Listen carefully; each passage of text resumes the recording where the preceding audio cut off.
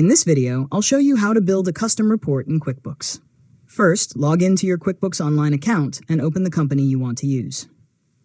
Next, go to Reports in the left sidebar and select Standard Reports. Now, find the report you want to customize, such as Profit and Loss, Balance Sheet, or Sales by Customer. Click the report to open it, then select Customize in the top right corner. After that, choose the report period and set the dates you want to include. Next, review the general settings and select the accounting method, such as cash or accrual if that option is available.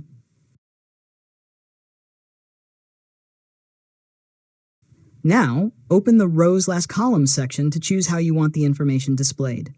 You can change the columns, group the data, or add details depending on the report. After that, use the Filter section to show only the information you need.